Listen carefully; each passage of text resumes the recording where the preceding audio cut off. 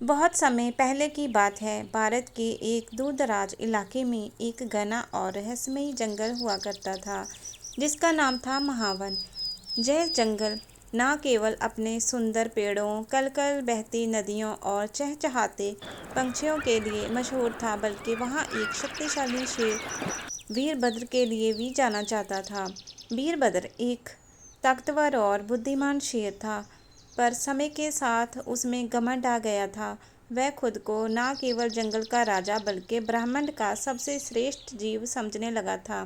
वह अक्सर जंगल के जानवरों पर अपना शक्ति का प्रदर्शन करता और उन्हें डराता और उनकी परीक्षा लेता। जंगल के सभी जीव उससे डरते थे और कोशिश करते थे कि उसके रास्ते में न आए। वीरभद्र को ये डर और झुकाव बहुत भाता था। उसे लगता था कि उसका डर ही उसकी सत्ता का सबसे बड़ा प्रमाण है। एक दिन उस जंगल के पास एक इंसान आया। उसका नाम था आरव। वह कोई शिकारी नहीं था, बल्कि एक शिक्षक था जो प्रकृति और जीवों के जीवन के बारे में जानने के लिए जगह जगह भ्रमण करता था। वह शांति पसंद करता था और जानवरों से प्रेम करता था। उसके पास ना कोई हथियार था, ना ही कोई सुरक्षा, बस एक डंडा, एक पानी की बोतल और एक छोटी सी थैली जिसमें कुछ खाने का सामान और एक पुराना शीशा रखा था। आरव जंगल में प्रवेश करते हुए ध्यान से आसपास देख रहा था। वह हर पक्षी की आवाज़, हर पेड़ की बनावट और हर जानवर की चाल को ध्यान से देखता और कुछ लिखता जाता। तभी उसकी नज़र दूर एक ऊंचे पत्थर पर बैठे शेर वीरभद्र पर पड़ी। वीरभद्र ने भी आरव को देख लिया। उसने घमंड ने कहा, एक और इंसान, लगता है कोई शिकारी है। इसे दिखाना होगा कि जंगल पर किसका राज है। वह दहाड़ता हुआ आरव की ओर बढ़ा। उसकी गर्जना से आसपास के पंछी उड़ गए, हिरन भागने लगे और सन्नाटा छा गया। लेकिन आरव ना तो डरा ना ही भागा। उसने स्थिरता से खड़ा होकर शेर की ओर देखा।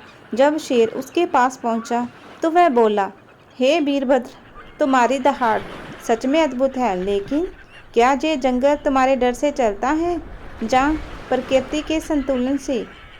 शेर चौंका। उसे उम्मीद नहीं थी कोई इंसान उससे इस तरह बात करेगा। उसने गुस्से से पूछा, तुम जानते हो मैं कौन हूँ? आरव मुस्कुराया और बोला, तुम इस जंगल के राजा हो, पर हर राजा को ये नहीं भूलना चाहिए कि उसका काम शासन करना है, शोषण करना नहीं। वीरभद्र गुस्से से घुर्राया और बोला, तुम मुझे उपदेश दे रहे हो? आरव ने अपनी थैली से वह छोटा शीशा निकाला और शेर की ओर बढ़ा दिया। क्या तुमने कभी खुद को देखा है? आरव ने पूछा। शेर ने पहले तो संदेह से देखा, फिर धीरे से शीशे में झांका। पहली बार उसने खुद को उस नज़र से देखा जो डर से नहीं, समझ से देख रही थी। तुम ताकतवर हो, इसमें कोई संदेह नहीं, आरव बोला, पर क्या तुम इतना शक्तिशाली हो कि डर को प्यार में बदल सको? शेर ने कोई जवाब नहीं दिया। वह सोच में पड़ गया। अगले कुछ दिनों में आरव रोज जंगल आता, पेड़ों के नीचे बैठकर जानवरों को निहारता, कुछ कुछ बातें शेर से करता। वीरभद्र ने देखा कि आरव में कोई स्वार्थ नहीं है। वह ना शिकार करता है, ना किसी जानवर को डराता है। वह बस सीखता है, समझता है और शांतिपूर्वक रहता है। धीरे धीरे वीरभद्र आरव के पास आने लगा। वह उससे बात करता, उसके साथ चलता और कभी कभी घंटों उसके पास बैठा रहता। जंगल के अन्य जानवर पहले डरते थे, लेकिन फिर उन्होंने देखा कि आरव के आने से शेर में बदलाव आने लगा है और वीरभद्र बिना कारण किसी जानवर पर हमला नहीं करता था।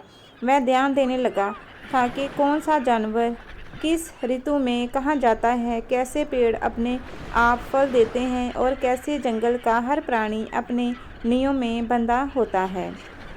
एक दिन शेर ने आरव से पूछा, क्या तुम्हें कभी डर नहीं लगता? तो मैं तो जंगल का सबसे खतरनाक प्राणी हूँ, आरव ने उत्तर दिया। डर ज्ञान के अभाव में होता है। जब हम किसी को समझ लेते हैं तो डर दूर हो जाता है। मुझे तुमसे डर नहीं लगता, क्योंकि मैं तुम्हारे भीतर का राजा देखता हूँ। वह राजा जो केवल डर से नहीं, न्याय और करुणा से राज करता है। शेर की आंखों में नमी आ गई। उसने कहा, तुम पहले इंसान हो जिसने मुझे सिर्फ मेरी ताकत से नहीं, मेरे दिल से देखा। उस दिन से शेर और आरव मित्र बन गए।